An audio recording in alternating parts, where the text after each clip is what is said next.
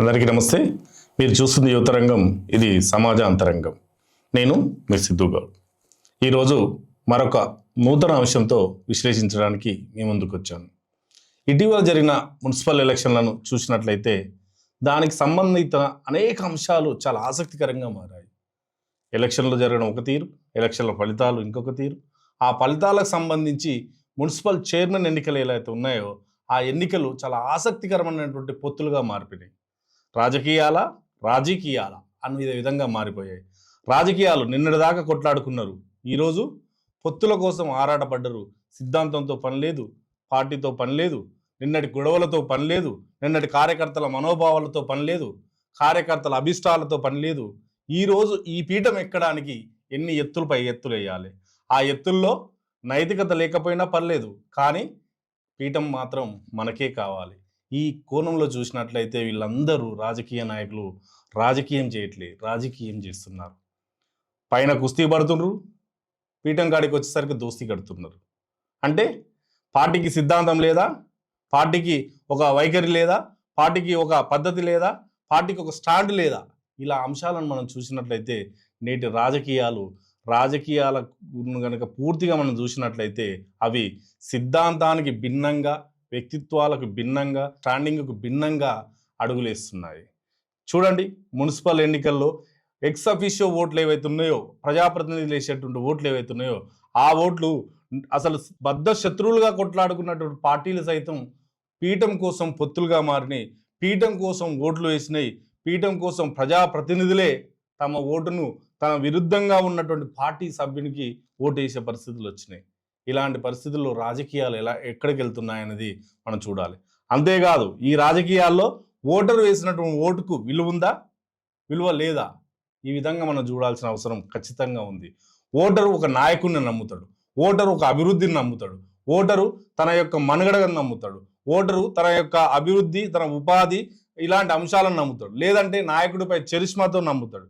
ఇలాంటి అనేక విషయాలకు ప్రభావం చూసి ఓటరు తన ఓటునేస్తాడు, లేదంటే ఆ పార్టీకి ఉన్నటువంటి సిద్ధాంతాన్ని కట్టుబడి ఉండాలని ఓటర్ ఇస్తాడు. ఇవాళ ఆ పార్టీకి సిద్ధాంతానికి కట్టుబడి ఉండి వేసినటువంటి ఓటు ఆ పార్టీకి వ్యతిరేకమైనటువంటి పార్టీ ఏదైతే ఉందో ఆ పార్టీ నాయకుడు మున్సిపల్ చైర్మన్గా ఉన్నప్పుడు ఈ నాయకుడు వేసే ఓటు అటు పోతే కింది ఓటరు యొక్క ఓటు ఎటుపోయింది, ఓటుకు దారెటైంది, ఒక్కసారి ప్రజలంతా ఆలోచించాలి. రాజ్యాంగంలో 326వ నిబంధన ప్రకారం భారత రాజ్యాంగం భారత పౌరులకు 18 సంవత్సరాలు నిండిన ప్రతి పౌరునికి ఓటు హక్కు కల్పించింది. ఓటును నీకు ఇష్టం వచ్చిన నాయకుడికి, నీ మనసుకు నచ్చిన నాయకుడికి, నువ్వు ఎవరికి అనుకున్నావో ఆ నాయకుడికి ఓటు వేయాలని చెప్పింది. మరి ఆ ఓటు వేస్తే ఆ ఓటుతో గెలిచిన నాయకుడు ఆ ఓటరు యొక్క మనోభావాలని, మనోభిష్టాలని గౌరవిస్తున్నాడా? లేదు. ఇటీవల జరిగిన మున్సిపల్ ఎన్నికల్లో అనైతిక పొత్తులు చోటు చేసుకున్నాయి. ఇటీవల జరిగినటువంటి మున్సిపల్ ఎన్నికల్లో పార్టీతో సంబంధం లేని పొత్తులను చేసుకున్నాయి. ఊహించని పొత్తులు, ఎన్నో మలుపులు.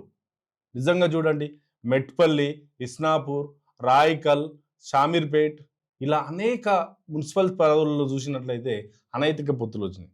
నర్సాపూర్, మెట్పల్లి, రాయికల్ ఈ మున్సిపల్లో కాంగ్రెస్ బీజేపీ కలిసి పనులు చేశాయి సీటు కోసం.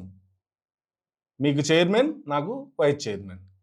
నిజానికి ఢిల్లీ రాజకీయం చూడండి, అక్కడ మోడీ, రాహుల్ గాంధీ పొద్దున్న లేస్తే తిట్టుకుంటారు. అసలు కాంగ్రెస్ బీజేపీ కలిసేటనా కాదు. కానీ స్థానిక సమరంలో, మున్సిపల్ సమరంలో గెలిచినాక పీఠం సంపాదించుకోవడానికి పార్టీ సిద్ధాంతాలను పక్కన పెట్టిర్రు. పార్టీ సిద్ధాంతాలతో సంబంధం లేదు, నాయకులతో సంబంధం లేదు, స్థానిక సమరమే, స్థానిక పీఠమే ముఖ్యమనే విధంగా కాంగ్రెస్ బీజేపీలు ఒకటైనాయి. అంతేకాదు, ఇస్నాపూర్లో చూడండి, ఇస్నాపూర్లో చూస్తే మైపాల్ రెడ్డి, ఎమ్మెల్యే మైపాల్ రెడ్డి, మన ఎంపీ రఘునందన్ గారు ఇద్దరు కలిసి వచ్చి బీఆర్ఎస్కు బీజేపీ ఓటేసింది. కరీంనగర్లో జరిగినటువంటి మేయర్ ఎలక్షన్లను చూడండి, కాంగ్రెస్కు పీఠం ఎక్కడ పోతుందో అనే ఉద్దేశంతో, కాంగ్రెస్ ఎలాంటి ఎత్తులు పై ఎత్తులు వేస్తుందో అనే ఉద్దేశంతో అక్కడ బీఆర్ఎస్ తటస్థంగా ఉంది. పొద్దున్న లేస్తే బండి సంజయ్, కేటీఆర్ విమర్శనాస్త్రాలు గుప్పించుకునే వాళ్ళు అక్కడ తటస్థంగా ఉండడం వలన అక్కడ బీజేపీకి పీఠం దక్కింది. అంటే పరోక్షంగా, ప్రత్యక్షంగా కాకపోయినా పరోక్షంగా బీజేపీకి మేలు చేకూర్చిన వాళ్ళే కదా ఇక్కడ బీఆర్ఎస్.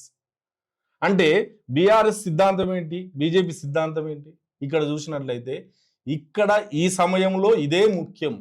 సిద్ధాంతం కాదు, నాయకులు కాదు, నిన్నటి వరకు తిట్టుకున్న తిట్లు కాదు, నిన్నటి వరకు నువ్వు నేను ప్రత్యర్థులు అనుకున్న ఆ భావము కాదు. ఇక్కడ ఈ పీఠం దక్కడానికి ఈ క్షణం నాకు అనిపించిన ఆలోచన ఏదైతుందో అదే నేను ముందుకెళ్తా అనే విధంగా రాజకీయాలుగా ముందుకు సాగుతున్నాయి.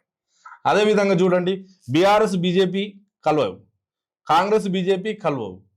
ఇలాంటి తరుణంలో కాంగ్రెస్ బీజేపీకి సపోర్ట్ ఇచ్చింది, బీజేపీ కాంగ్రెస్కి సపోర్ట్ ఇచ్చింది.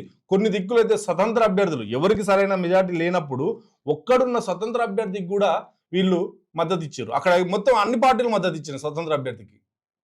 అంటే అక్కడ అన్ని పార్టీలు ఒకటైనట్టే. అక్కడ అన్ని పార్టీలకు సిద్ధాంతం లేదు, అక్కడ అన్ని పార్టీలకు స్టాండింగ్ లేదు, అక్కడ అన్ని పార్టీలకు రాజకీయ వైరం లేదు.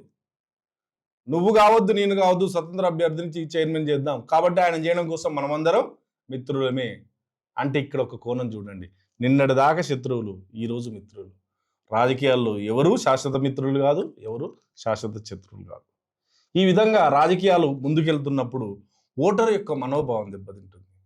ఓటరు పార్టీ కోసం కష్టపడి పనిచేస్తున్నాడు, ఓటరు పార్టీ కోసం అహర్నిశలు కష్టపడుతున్నాడు, ఓటరు పార్టీ నాయకుడి కోసం అవసరమైతే ప్రాణత్యాగానికి సిద్ధమవుతుంది, ఓటరు పార్టీ నాయకుడి కోసం కొట్లాటలకు వెళ్ళి వాడు జైలు పాలవుతున్నాడు, కేసుల పాలవుతున్నాడు.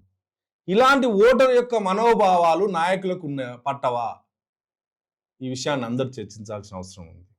ఓటరు తన ఓటు హక్కును మలిచేటప్పుడే ఒక విధంగా ప్రతి ఒక్కడు ఆలోచించాలి. ఏంటి, నాకున్న ఓటు ఆయుధం, ఈ ప్రజాస్వామ్యంలో పరిరక్షణ కోసం నాకున్న ఓటు ఆయుధాన్ని నేను ఎలా వాడుకోవాలి, నేను ఎవరిని ఎన్నుకోవాలి, నేను ఎన్నుకున్న వ్యక్తి నేను అనుకున్నటువంటి మనోభావాలను గౌరవిస్తుండా, నేను ఎన్నుకున్నటువంటి వ్యక్తి నా అభివృద్ధి కోసం పాటుపడుతుండా, నేను ఎన్నుకున్నటువంటి వ్యక్తి నేను అనుకున్న ఆశయం కోసం ముందుకెళ్తుండా, నేను ఎన్నుకున్నటువంటి వ్యక్తి నేను నమ్మిన సిద్ధాంతం కోసం ముందుకెళ్తుండా. ఈ విధంగా ప్రతిదీ ఆలోచించి ఓటరు ఒక మంచి తీర్పు ఇవ్వాల్సినటువంటి అవసరం ఉంది. ఓటరు తీర్పు ఇవ్వకపోతే అన్యాయులు రాజ్యం వెళ్తారు, ఓటరు మంచి తీర్పు ఇవ్వకపోతే అజ్ఞానులు రాజ్యం వెళ్తారు. అజ్ఞానులు రాజ్యం వెళ్తున్నప్పుడు విజ్ఞానులై ఉండి ఓటరుగానే మిగులుతున్నారు. ఓటరు తీర్పులో అసంబద్ధం ఉంది, ఓటరు తీర్పులో అసంపూర్తి ఉంది. కాబట్టి ఓటరు మేల్కోవాల్సిన అవసరం ఉంది. ఓటరు నిజాయితీగా తన తీర్పుని ఇవ్వాల్సిన అవసరం ఉంది. అంతేకాదు, ఇప్పుడున్న ఓటర్లను చూస్తే చాలా బాధేస్తుంది. ఓటర్లు పైస కమ్ముడు అవుతారు. అందరు కాదండి, కొందరు, అందులో చదువుకున్న వాళ్ళు కూడా ఉన్నారు. ఈవెన్ ఎమ్మెల్సీ ఎలక్షన్లప్పుడు, గ్రాడ్యుయేట్ ఎలక్షన్లప్పుడు కూడా నాకు డబ్బులు ఇస్తేనే నేను ఓటేస్తా అంటున్నాడు. అంటే 5 ఏళ్ల నీ భవిష్యత్తును ఒక రాజకీయ నాయకుడికి 1000, 2000, 5000 కోసం నువ్వు పనంగా పెడుతున్నావు. మరి నీ భవిష్యత్తు ఎక్కడ పోతుంది? నీకు 1000, 5000 రూపాయలు అతను నాయకుడు ఇచ్చినప్పుడు నీకు అతను సేవ ఎందుకు చేస్తాడు? దోసుకోవడానికి ముందుకెళ్తాడు కదా. నువ్వు ఇచ్చే తీర్పు ఏ విధంగా ఉండాలి? వ్యక్తి దోసుకోవడానికి వీలు లేదు, వ్యక్తి అసత్య మార్గంలో పోవడానికి వీలు లేదు. కాబట్టి ఓటరు మేర్కోవాల్సిన అవసరం ఉంది, ఓటరు ఆలోచించాల్సిన అవసరం ఉంది. ఓటరు ఆలోచించనన్ని రోజులు రాజ్యం మారదు, ప్రజాస్వామ్యం మారదు, ప్రభుత్వం మారదు, ప్రభుత్వంలో ఉన్న నాయకులు మారరు. ఓటరే మారితే అందరూ మారుతారు, పాలకులు మారుతారు, ప్రజాప్రతినిధులు మారుతారు, పాలన కూడా మారుతుంది. కాబట్టి ఓటర్ మేలుకో, ఓటర్ మీ దారెటు, ఒక్కసారి ఆలోచించండి. ప్రజాస్వామ్య పరిరక్షణ కోసమైనా మీ ఆలోచన తీరును మార్చుకోండి. డబ్బు కోసం ఓటు నమ్మొద్దు, నోటుకు ఓటు పోవద్దు. ఓటును చూస్తే నోటు దరిదాపుల్లో కూడా రావద్దు. ఓటును చూస్తే నిజాయితీ పాలన దగ్గరికి రావాలి. ఆ విధంగా ఓటర్లంతా ఆలోచిస్తారని ఆశిస్తూ రేపు మరొక అంశంతో మీ ముందుకు వస్తాను. అప్పటి వరకు సెలవు, నమస్తే.